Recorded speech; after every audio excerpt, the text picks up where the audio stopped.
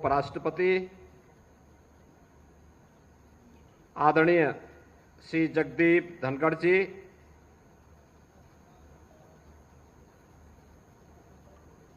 इस समारोह में जिनकी कृपापूर्ण उपस्थिति से ये पूरा समारोह गौरवपूर्ण बना है, ऐसे ही मातृशक्ति की प्रतीक आदरणीय डॉक्टर सुदेश धनखड़ जी, केंद्रीय मंत्री श्री कमलेश पासवान जी, उत्तर प्रदेश सरकार में मंत्रिमंडल के मेरे सहयोगी, माध्यमिक शिक्षा विभाग की मंत्री श्रीमती गुलाब देवी जी,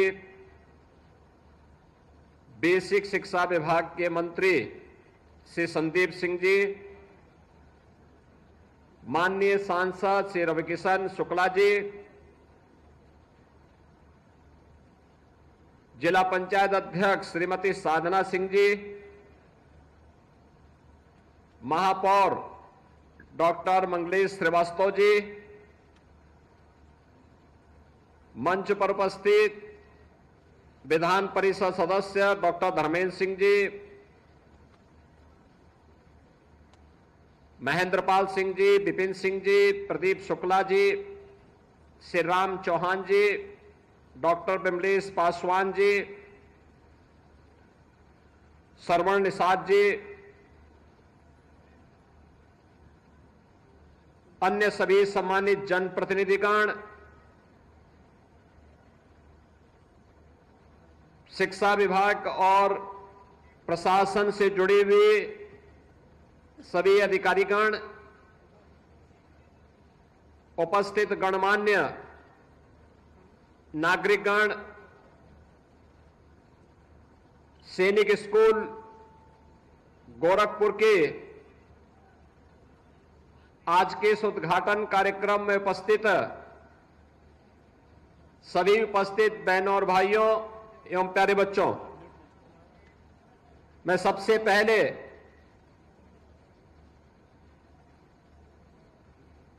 भारत गणराज्य के महामहिम उपराष्ट्रपति जी का आज गोरखपुर आगमन पर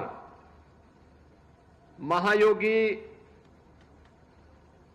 गुरु गोरक्षनाथ की इस पावन धरती पर प्रदेश सरकार की ओर से, उत्तर प्रदेश वासियों की ओर से और खासतौर पर गोरखपुर वासियों की ओर से उनका हृदय से स्वागत करता हूं, अभिनंदन करता हूं। इस अवसर पर आदरणीय उपराष्ट्रपति जी के साथ में पधारे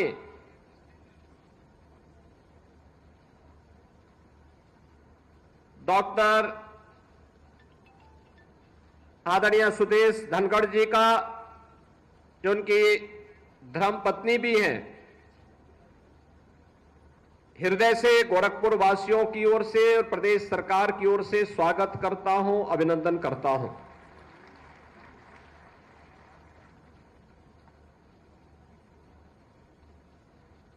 यह हमारा सौभाग्य है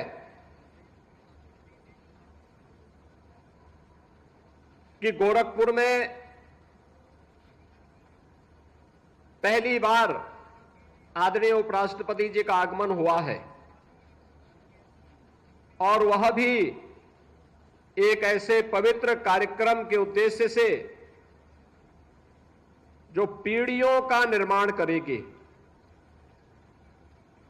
जीवन के अनुशासन के प्रति और अपने उत्तरदायित्वों के प्रति हमारे क्या कर्तव्य हैं, इसका बोध कराने के लिए जिस एक संस्थान का लोकार्पण आपके करकमलों से होने जा रहा है, उस संस्थान से निकले हुए छात्र इसके प्रतीक बनेंगे। इस दृष्टि से आज यह उत्तर प्रदेश के लिए और खासतौर पर पूर्वी उत्तर प्रदेश के लिए एक महत्वपूर्ण दिन है। गोरखपुर पौराणिक और ऐतिहासिक कालखंड से ही महत्वपूर्ण जनपद रहा है। इस जनपद की अपनी विशेषता है। ये महायोगी गुरु गोरक्षनाथ की पावन साधना स्थली तो है ही, सनातन हिंदू धर्म का साहित्य का एक केंद्र, गीता प्रेस के माध्यम से पूरे देश और पूरी दुनिया के अंदर उसके प्रचार प्रसार का सबसे महत्वपूर्ण केंद्र भी गोरखपुर है। देश की आजादी की लड़ाई में 1857 के प्रथम स्वातंत्र समर के दौरान शहीद बंधु सिंह के नेतृत्व में अनेक क्रांतिकारियों ने विदेशी हुकूमत की चूलों को हिलाने का काम किया था। तो आजादी के उस आंदोलन के दौरान चोरी चोरा की 1922 में घटित घटना भी भारत के इतिहास में इस संघर्ष को एक नई गति देता है। गोरखपुर यह भारत के पौराणिक और ऐतिहासिक पृष्ठभूमि की पावन भूमि है। प्राकृतिक संसाधनों से परिपूर्ण है और गोरखपुर को केंद्र में रख करके अगर हम देखें तो आज लगभग 50 किलोमीटर की दूरी पर भगवान बुद्ध की महान परिनिर्वाण स्थली कुशीनगर, 90 किलोमीटर की दूरी पर भगवान बुद्ध का पावन जन्मस्थली लुम्बिनी, 25 किलोमीटर की दूरी पर संत कबीर की निर्माण स्थली मगहर, पौने 200 किलोमीटर की दूरी पर श्री राम जन्मभूमि अयोध्या और 250 किलोमीटर की दूरी पर बाबा विश्वनाथ की पावन नगरी काशी या गोरखपुर को केंद्र में रख करके देखें तो ये दूरी गोरखपुर के अगल बगल के पावन स्थल हम सबका ध्यान आकर्षित करते हैं। पूर्वी उत्तर प्रदेश, पश्चिमी उत्तर बिहार और नेपाल की 3 करोड़ से अधिक की आबादी का शिक्षा का, स्वास्थ्य का, व्यापार और रोजगार का प्रमुख केंद्र भी गोरखपुर है। गोरखपुर आज नए भारत के विकास की यात्रा में आदरणीय प्रधानमंत्री जी की प्रेरणा और मार्गदर्शन में अपनी पौराणिक और ऐतिहासिक परंपरा को क्षुण्ण बनाए रखते हुए विकास की एक नई गति को आगे बढ़ा रहा है। ये जो कैंपस है जहां पर ये नवनिर्मित सैनिक स्कूल का लोकार्पण आज आदरणीय उपराष्ट्रपति जी के कर कमलों से हो रहा है, यहां पर बंद खाद कारखाना था। यह खाद कारखाना फिर से न केवल आधुनिक भारत में कृषि की उत्पादकता को बढ़ाने में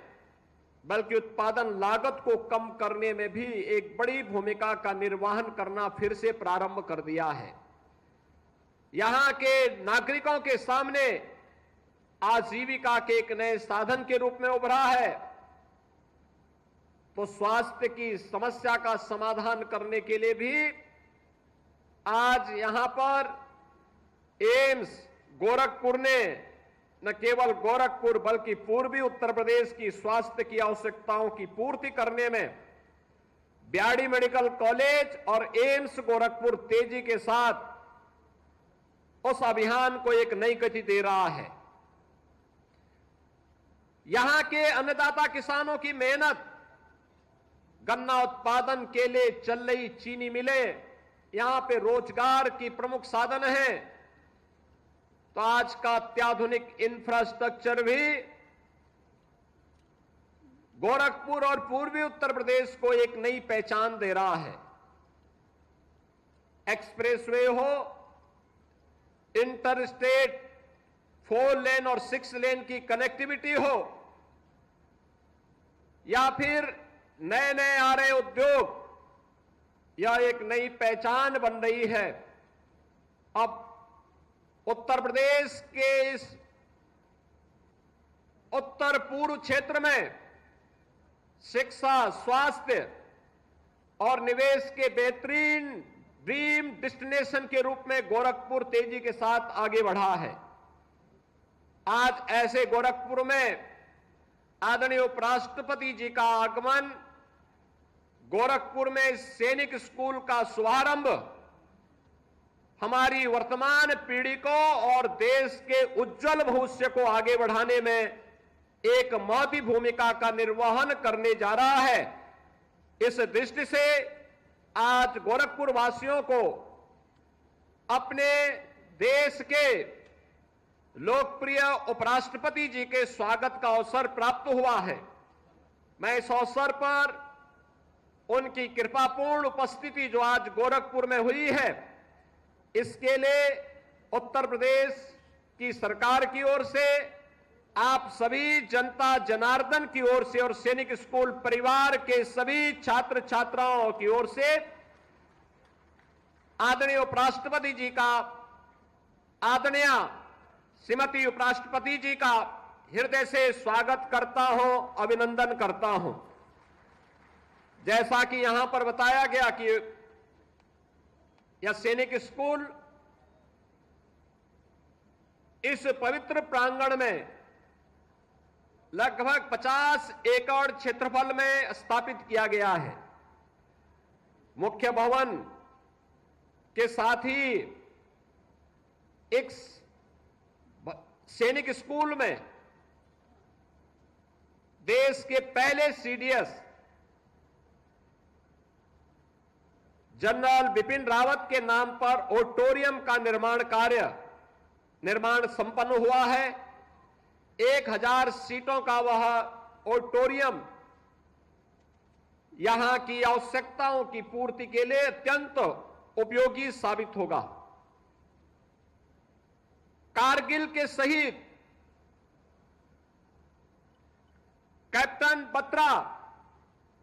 के नाम पर मल्टीपर्पज हॉल के साथ ही यहां पे एकलव्य शूटिंग रेंज भी है और साथ साथ अत्याधुनिक स्विमिंग पूल भी यहां पे प्रैक्टिस के लिए इन बच्चों के लिए, सैनिक स्कूल में अध्ययन करने वाले छात्र छात्राओं के लिए उपलब्ध कराया गया है। राइडिंग की भी सुविधा रहेगी और साथ साथ यहां पर छात्रावास भी बालक और बालिकाओं के लिए बनाने के साथ ही 6 और 9th क्लास में इन बच्चों के प्रवेश शिक्षकों का ओरिएंटेशन कोर्स के साथ प्रारंभ हुआ है। आज का दिन हमारे लिए महत्वपूर्ण इसलिए भी है कि जब शिक्षा के क्षेत्र में नए कार्यक्रम आगे बढ़ाने की दिशा में हम लोग आगे बढ़े हैं, मैं उपराष्ट्रपति जी के संज्ञान में इस बात को लाना चाहूंगा कि देश की आबादी का सबसे बड़ा राज्य होने के नाते अकेले बेसिक शिक्षा परिषद के अंदर हमारे पास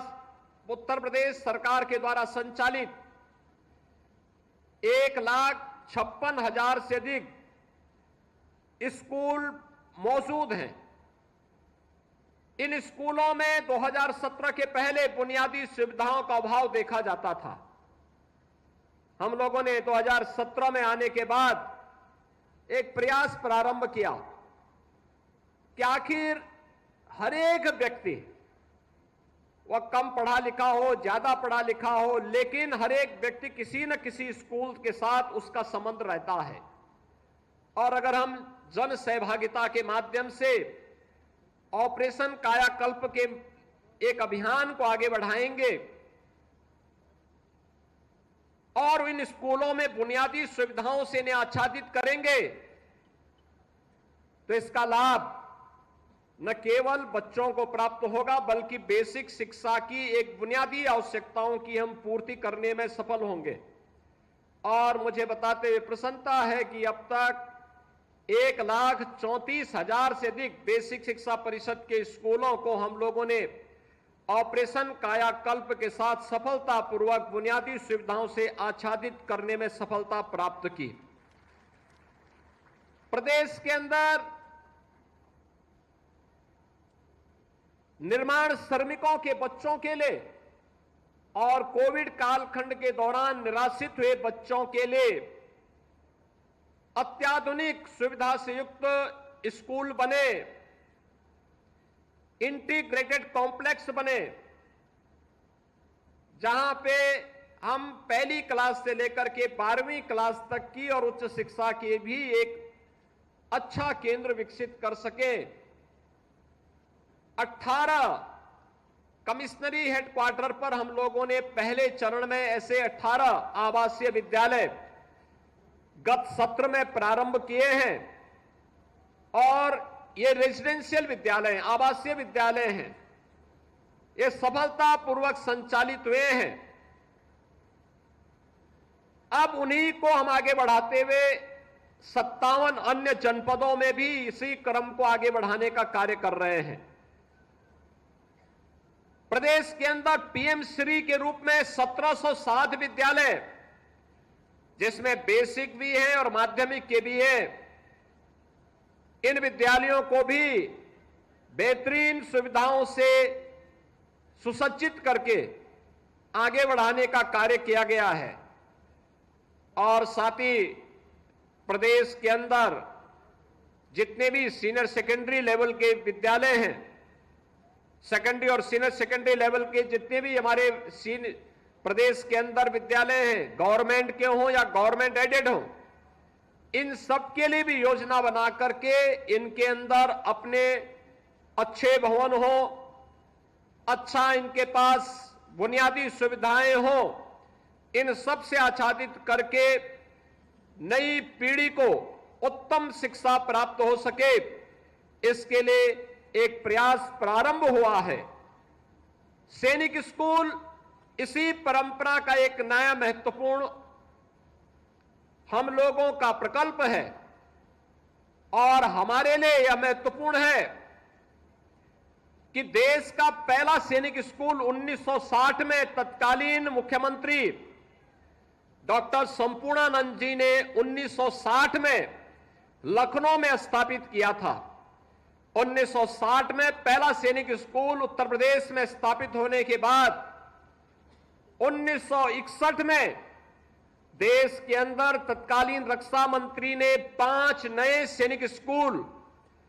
प्रारंभ किया था और हमारे लिए गौरवपूर्ण है कि देश के उन 5 सैनिक स्कूलों में से एक चित्तौड़गढ़ के सैनिक स्कूल के एक पुरातन छात्र और आज भारत के महामहिम उपराष्ट्रपति आदरणीय जगदीप धनखड़ जी उसी चित्तौड़गढ़ सैनिक स्कूल के पुरातन छात्र हैं। मैं देख रहा था कितनी रुचि से उन्होंने मुख्य भवन के साथ साथ शूटिंग रेंज और एक एक कार्य का अवलोकन किया और अपनी पुरानी स्मृतियों में खो गए, अपने छात्र जीवन में वे फिर से खो गए। कितना भावनात्मक क्षण वह था जब वह विद्यालय के मुख्य भवन का उद्घाटन करने के लिए गए, वहां के कैडेट्स से मिले तो उन्हें लग रहा था जैसे वे स्वयं भी एक सीनियर छात्र के रूप में उन छात्रों का मार्गदर्शन कर रहे हैं, उन्हें अपना आशीर्वाद प्रदान कर रहे हैं। वो सचमुच हमारे लिए एक भावनात्मक क्षण था और इसीलिए हमारे लिए महत्वपूर्ण था कि सैनिक स्कूल का उद्घाटन कौन करे। तो मेरे मन में इस बात को आया, हमारे माध्यमिक शिक्षा विभाग के अपर मुख्य सचिव ने भी मुझे इस बारे में बताया कि आदरणीय उपराष्ट्रपति जी सैनिक स्कूल के ही पुरातन छात्र हैं। 1962 से लेकर के 1969 तक चित्तौड़गढ़ सैनिक स्कूल के छात्र के रूप में उन्होंने वहां पर अपनी शिक्षा और दीक्षा ली और हर क्लास में प्रथम स्थान प्राप्त करके